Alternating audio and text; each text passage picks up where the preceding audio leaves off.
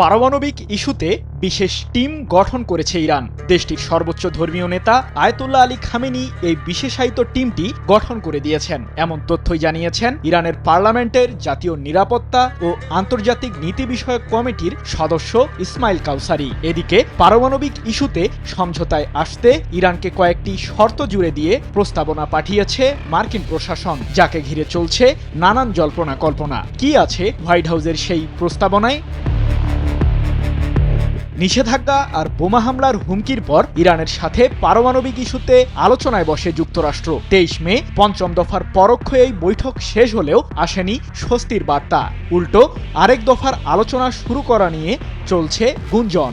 এমন পরিস্থিতির মধ্যেই পারমাণবিক ইস্যুটি নিয়ে একটি বিশেষ টিম গঠন করল ইরান।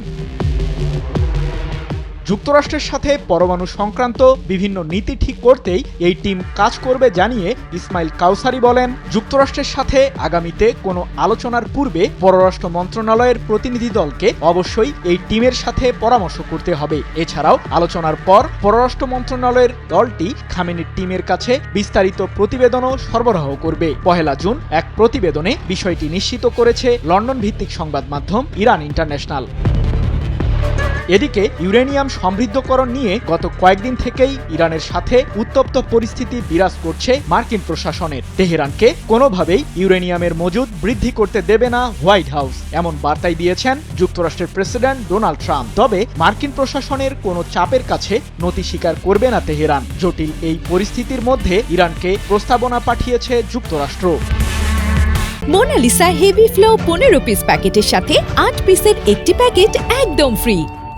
এ প্রসঙ্গে হোয়াইট হাউসের প্রেস সেক্রেটারি ক্যারোলিন লিভিট বলেন, প্রেসিডেন্ট ট্রাম্প স্পষ্ট করে দিয়েছেন যে ইরান কখনোই পারমাণবিক শক্তিধর হতে পারবে না। মধ্যপ্রাচ্যে নিযুক্ত আমাদের বিশেষ দূত স্টিভ উইটকফ ইরানের কাছে একটি বিস্তারিত এবং গ্রহণযোগ্য প্রস্তাব পাঠিয়েছেন। চলমান আলোচনার স্বার্থে মার্কিন প্রশাসন এ বিষয়ে গণমাধ্যমের কাছে আর কোনো বিশদ বিবরণ দেবে না। হোয়াইট হাউসের এই মুখপাত্রের বরাতে মার্কিন সংবাদ মাধ্যম দ্য হিল 1 জুন বিষয়টি নিশ্চিত করেছে।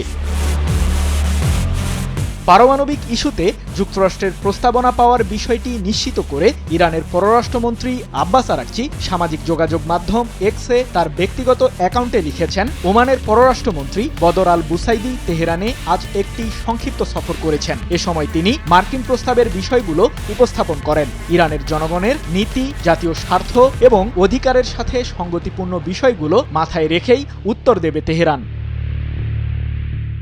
সৃজন মাহমুদ, নিউজ 24।